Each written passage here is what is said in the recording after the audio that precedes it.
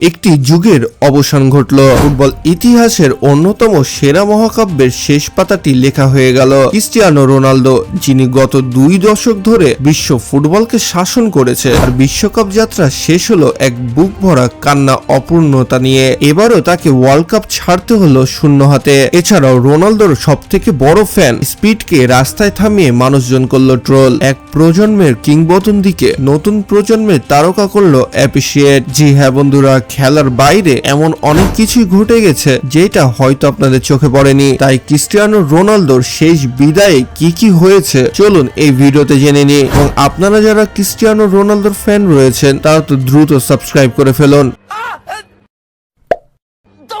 নেইমারের মতো রোনালদো বঞ্চিত হয়ে থাকলেন বিশ্বকাপের ছোঁয়া থেকে। স্পেনের একদম শেষ মুহূর্তের গোলে পর্তুগাল ছিটকে পড়ল ওয়ার্ল্ড কাপ থেকে। আগের দিনে ব্রাজিল এবং আজ পর্তুগাল। যদিও স্পেন শুরুর থেকেই অনেক ভালো খেলেছে, ডিয়াগো কস্তার অনেক সুন্দর সেভের কারণে পর্তুগাল অনেকটাই এগিয়ে ছিল।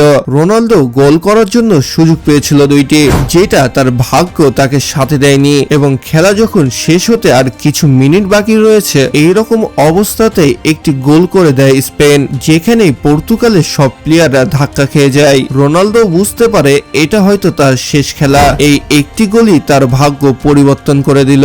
ম্যাচটি ছিল অসাধারণ উত্তেজনাপূর্ণ। পর্তুগাল ও স্পেন দুই দলই লড়েছে সামনে।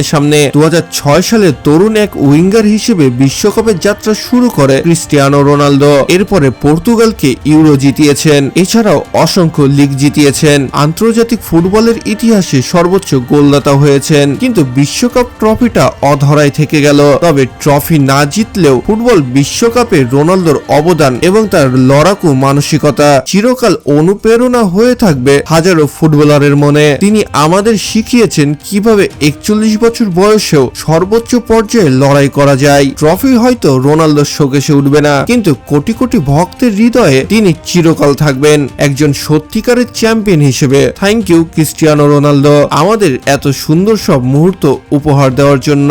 এছাড়াও খেলার যখন শেষ বাঁশি বাজানো হয় তখন সময়টা ছিল অনেক বেদনাপূর্ণ। স্পেন তখন সেলিব্রেশন করতে ব্যস্ত, পর্তুগালের সব প্লেয়াররা ছড়িয়ে ছিটিয়ে গেল, কেউ তো ড্রেসিং রুমেও চলে গেল।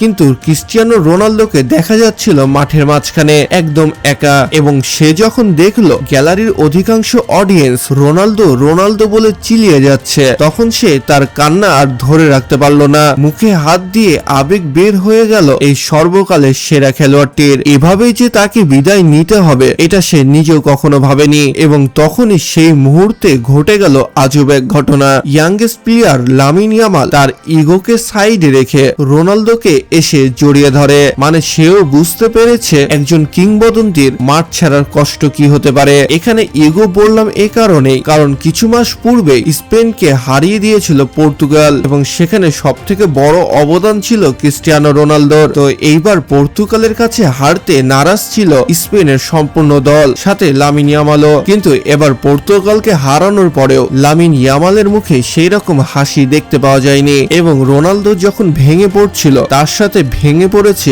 হাজারো দর্শক। কান্না থামাতে পারেনি তার ভক্তগুলো। যেখানে রোনালদো সব থেকে বড় ফ্যান স্পিড স্টেডিয়ামে বসে থেকে এভাবে কান্না করছিল।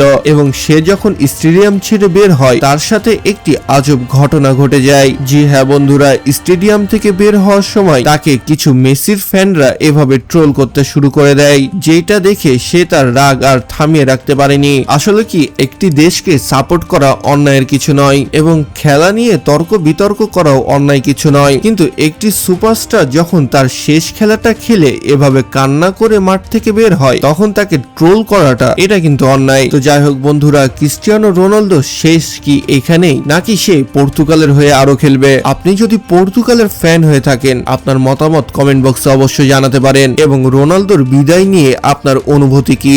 মেরিনোর সেই গোল কি আসলেই পর্তুগালের প্রাপ্য ছিল? কমেন্ট করে আমাদেরকে জানান। ভিডিওটি ভালো লাগলে অবশ্যই লাইক করুন, এবং ফুটবলের এমন আপডেটের জন্য চ্যানেলটি সাবস্ক্রাইব করে রাখতে ভুলবেন না কিন্তু। তো দেখা হচ্ছে পরবর্তী আরো একটি ইন্টারেস্টিং ভিডিওতে। ততক্ষণ ভালো থাকুন, সুস্থ থাকুন, আল্লাহ হাফেজ।